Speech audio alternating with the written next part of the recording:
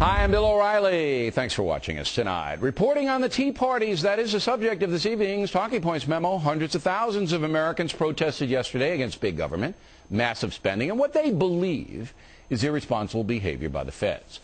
There is no question these protests were newsworthy, but they deeply offended the committed left-wing press, which right now is about 75% of all the American media. Predictably, the uber-liberal New York Times buried the Tea Party story on page 16 and grossly underestimated the crowds involved. Meantime, the Wall Street Journal ran the story on page 3, USA Today also on page 3. On the network news side, here was the tone. These self-styled Tea Parties were aimed squarely at President Obama and the Democratic leaders in Congress, and aimed at garnering media attention as well. Cheered on by Fox News and talk radio, the hundreds of Tea Parties today were designed to protest the bailouts, the stimulus plan, and President Obama's budget. But from the White House perspective, not all of it was as homegrown as it may seem. A lot of the sentiment is about organizing anti-Obama rallies. A fistful of rightward-leaning websites and commentators. Everything is big in Texas. Embraced the cause. And it went on and on. Now, there is no question that Fox News recognized the Tea Parties as a major story and promoted our coverage of the protests heavily this week. Also, Fox News analysts were at some of the events. That strategy was very smart.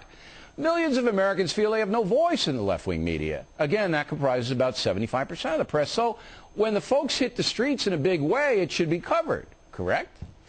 That is why Fox News destroys NBC and CNN on cable every night.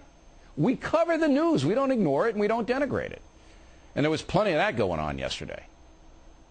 And, of course, right-wingers are going nuts on tax day. They're holding these Tea Parties across the country. I think you get the general tenor of this. It's anti-government, anti-CNN, since this is highly promoted by the right-wing conservative network Fox. What you also saw was this sort of friends group, the secessionists, the militia types. These Tea Parties were filled and fueled with one network, which has got, of course, a stable of talk show hosts that just throw around the word revolution all the time. A few hundred hardy souls came out with their mildly racist signs.